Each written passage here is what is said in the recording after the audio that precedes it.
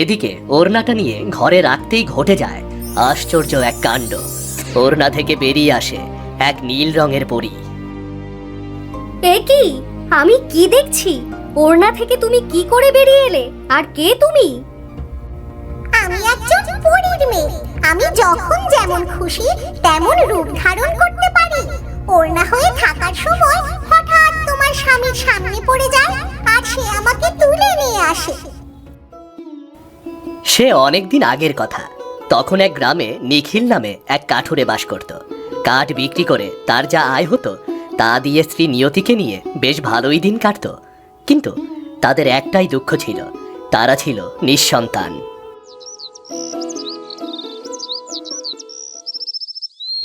কই গো, এত বেলা হয়ে গেল, আমাকে তো কাজে যেতে হবে। এত কাজ করে আর কি হবে? এসব কি কথা? কাজ না করলে আমাদের ভবিষ্যৎ কি হবে? আমাদের যে না খেয়ে মরতে হবে। যেখানে আমরা নিঃসন্তান সেখানে ভবিষ্যতের কথা চিন্তা করে কোনো লাভ নেই। আমি জানি শুধুমাত্র আমাদের এই একটাই দুঃখ, কিন্তু কি করব বলো? সৃষ্টিকর্তা যে আমাদের ওপর মুখ তুলে তাকালো না গো।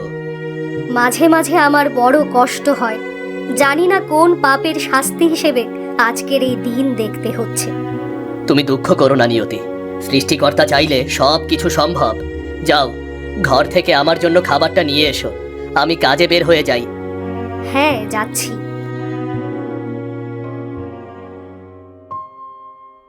নিয়তি ঘরের ভেতর থেকে খাবারের পুটলিটা এনে নিখিলকে দেয়।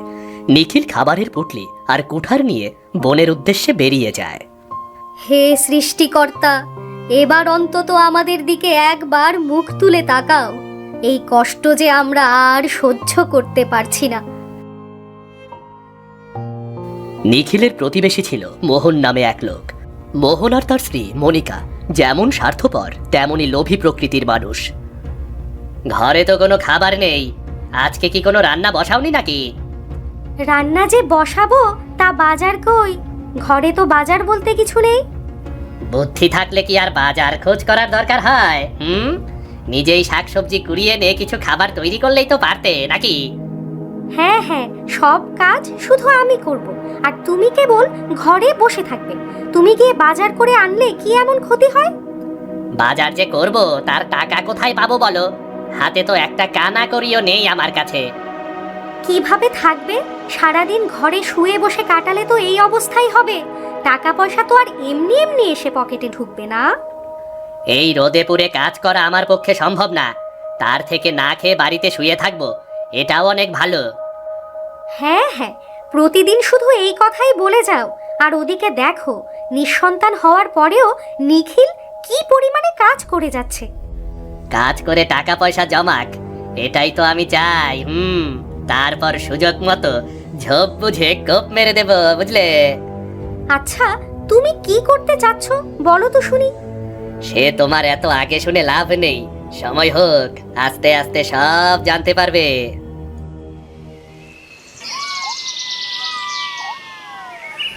এদিকে গ্রাম লাগো একটা বনে প্রতিদিন কাঠ কাটে নিখিল।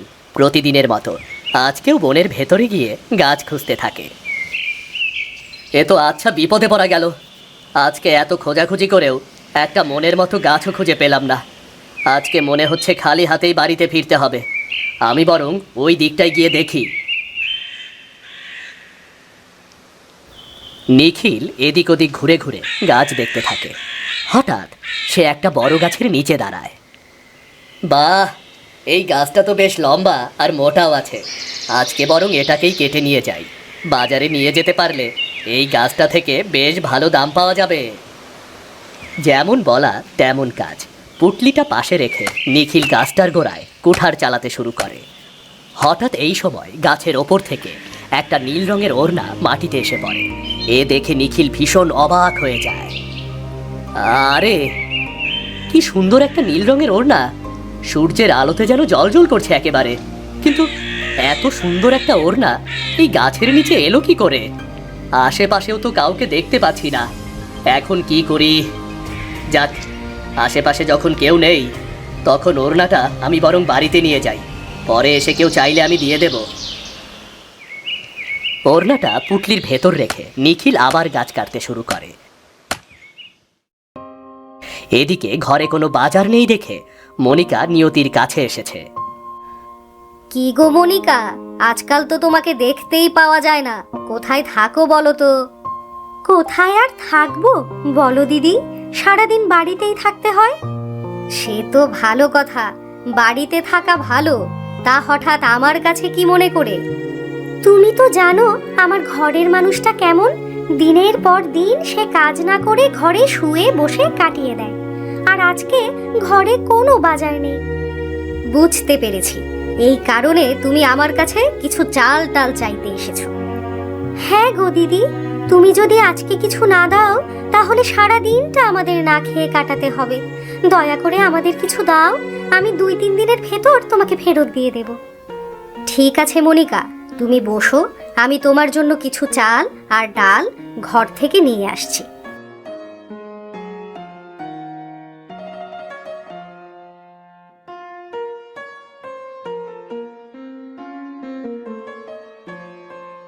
বড় উপকার করলে গো দিদি, আমি তাহলে যাই, বাড়িতে গিয়ে রান্না বসাই। হ্যাঁ, গিয়ে তাড়াতাড়ি রান্না বসাও, এত বেলা পর্যন্ত না খেয়ে থাকা ঠিক না।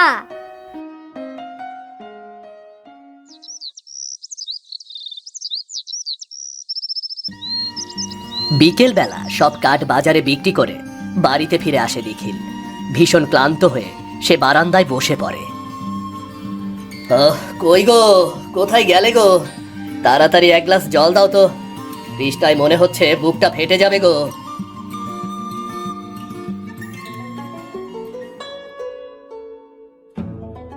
মনে হচ্ছে আজকে বেশ ভালো কাঠ বিক্রি হয়েছে।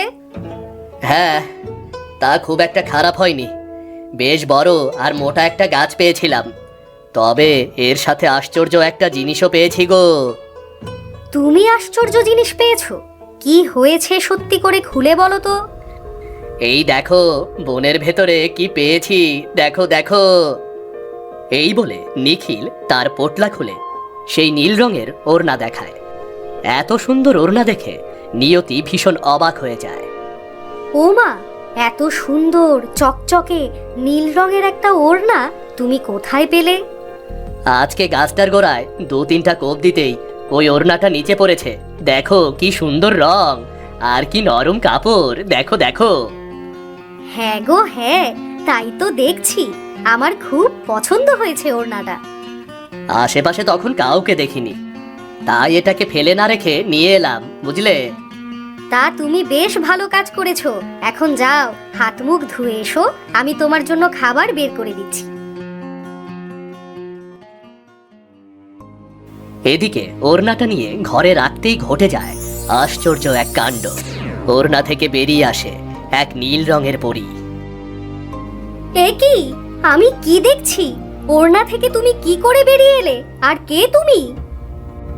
আমি একজন পরীর মেয়ে, আমি যখন যেমন খুশি তেমন রূপ ধারণ করতে পারি। ওড়না হয়ে থাকার সময় হঠাৎ তোমার স্বামীর সামনে পড়ে যায় আর সে আমাকে তুলে নিয়ে আসে।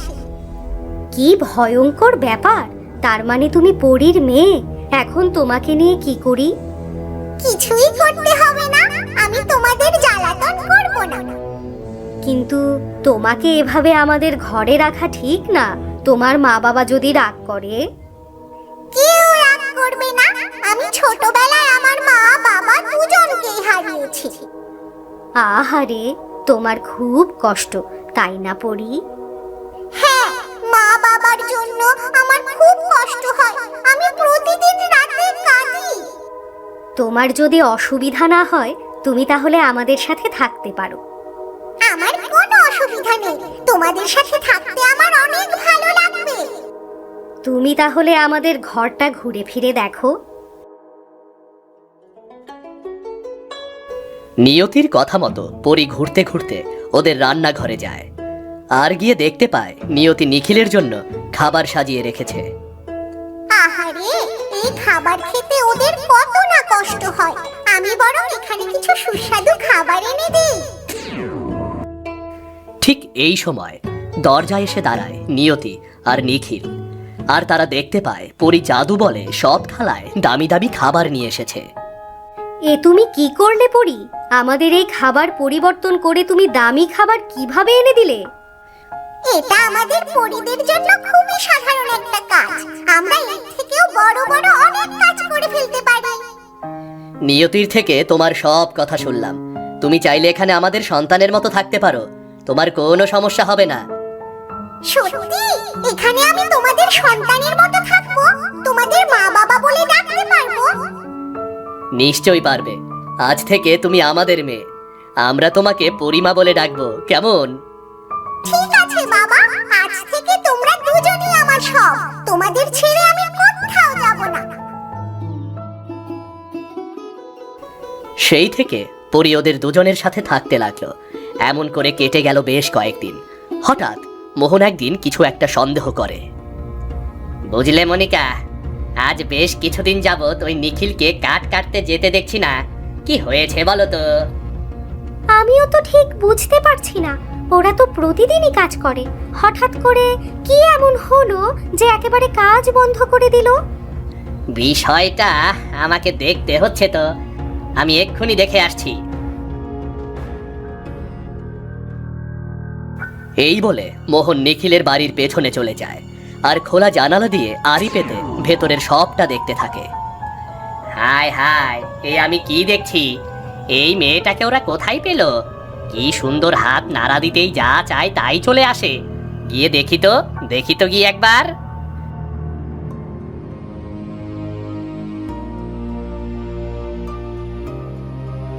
কই গো দাদা, মেয়েটাকে নিয়ে একটু বাইরে আসো তো দেখি। কেন ভাই মোহন, হঠাৎ আমাদের মেয়েটার দিকে নজর পড়লো কেন? তোমরা তো নিঃসন্তান ছিলে, তাহলে এই মেয়েটাকে কোথায় পেলে? সে আমরা কোথায় পেয়েছি তা জেনে তোমার লাভ নেই। আবার দেখলাম তোমার মেয়েটা ভালো জাদুবিদ্যাও জানে, জাদু দিয়ে যা খুশি তাই নিয়ে আসছে। তা মেয়েটাকে এখন আমার হাতে তুলে দাও দেখিনি। এসব তুমি কি বলছো ভাই মোহন? ও আমাদের মেয়ে, আমাদের সাথে থাকে, ওকে তোমার হাতে তুলে দিব কেন? এতদিন তো তোমাদের কোনো মেয়ে ছিল না, তাহলে এ হঠাৎ কোথা থেকে আসলো? নিশ্চয়ই কোথা থেকে চুরি করে নিয়ে এসেছ। ভালোই মেয়েটাকে আমার হাতে দিয়ে দাও, তা না হলে কিন্তু আমি মোড়লের কাছে নালিশ দেব, বলে দিলাম। ঠিক আছে, আমিও দেখাচ্ছি এই মোহন কি জিনিস। রেগে মেগে নিখিলের বাড়ি থেকে বের হয়ে যায় মোহন। তারপর গিয়ে গ্রামের মোড়ল সাহেবকে সবটা খুলে বলে, কিন্তু মোড়ল মোহনের কোনো কথা বিশ্বাস করছিল না। কিন্তু এটা কি করে সম্ভব? একটা মেয়ে কিভাবে জাদু দিয়ে যা খুশি তাই নিয়ে আসতে পারে? তাছাড়া আমি যতদূর জানি ওরা তো নিঃসন্তান। হঠাৎ করে একটা মেয়ে নিয়ে আসা তো এত সহজ না।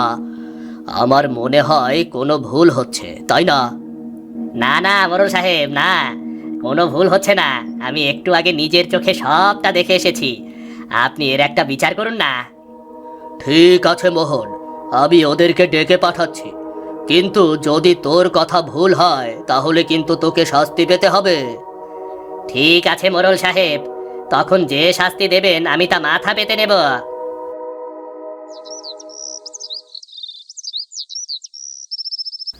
মোড়ল মেয়েকে সহ ওদেরকে ডেকে পাঠালো। কিছুক্ষণের ভেতরে নিয়তি আর নিখিল এসে হাজির হলো। নিখিল, তোমার বিরুদ্ধে এই মোহন একটা অভিযোগ করেছে। তুমি নাকি একটা মেয়েকে চুরি করে নিয়ে এসেছো। একদমই মিথ্যা কথা মোড়ল সাহেব, আমি কোনো মেয়েকে চুরি করিনি। তাহলে তোমার সাথে এই মেয়েটি কে? মোহন, তুমি কি পাগল হয়ে গেছো নাকি? মেয়ে কোথায়? আমি তো ওর পাশে কোনো মেয়েকেই দেখতে পাচ্ছি না। কি বলছেন মোড়ল সাহেব? একটা ছোট মেয়ে নিখিল দাদার পাশে দাঁড়ানো আছে, আপনি দেখতে পাচ্ছেন না কিভাবে? পরি মেয়ে এমন জাদু করছে যে শুধুমাত্র মোহন তাকে দেখতে পাচ্ছে, কিন্তু মোড়ল সাহেব দেখতে পাচ্ছে না। সত্যিই তোর মাথা খারাপ হয়ে গেছে মোহন, ওখানে তো কোনো মেয়েই নেই। আমি আপনাকে কিভাবে বোঝাবো মোড়ল সাহেব, ওখানে মেয়ে আছে। আরে আরে, ওই মেয়েটা কোথায় গেল? এখনই তো এখানে ছিল। হঠাৎ নিখিলের পাশ থেকে মেয়েটা গায়েব হয়ে যায়। এরপর অদৃশ্য অবস্থায় একের পর এক মোহনের গালে চড় মারতে শুরু করে। ওরে বাবা রে, গেলাম রে, মেরে ফেললো রে, কেউ রে বাবা রে, বললাম। মোড়ল সাহেব, আমার মনে হচ্ছে এই মোহন পাগল হয়ে গেছে। হ্যাঁ, আবারও তাই মনে হচ্ছে। ওর চিকিৎসার প্রয়োজন। হ্যাঁ, বিশ্বাস করুন মোড়ল সাহেব, ওই মেয়ে এতক্ষণ পাশেই ছিল, হঠাৎ অদৃশ্য হয়ে আমাকে চড় মারতে শুরু করেছে। ওরে রে, ওরে মোহন, আর একটা কথা বললে আমি তোমাকে আর আস্ত রাখবো না। তুই শুধু শুধু আমার সময়টা নষ্ট করেছিস, তার ওপর আবার মিথ্যা অভিযোগ এনেছিস। এর শাস্তি তোকে পেতেই হবে। বিশ্বাস করুন মোড়ল সাহেব, আমি একদম মিথ্যা কথা বলছি না, একদমই মিথ্যা কথা বলছি না। একদম চুপ। এর শাস্তি হিসাবে 1000 টাকা জরিমানা দিতে হবে। আর ভবিষ্যতে এমন মিথ্যা অভিযোগ আনলে তোকে আরো বড় শাস্তি পেতে হবে। মোহনের আর কিছুই করার রইল না। মোড়লের কথা মতো সে 1000 টাকা জরিমানা দিয়ে বাড়িতে ফিরে গেল। এদিকে পরিকন্যা তার নিজের বুদ্ধিতে নিখিল আর নিয়তিকে বাঁচিয়ে দিল। এরপর থেকে পরি মেয়েকে নিয়ে নিখিল আর নিয়তি সুখে শান্তিতে দিন কাটাতে লাগলো।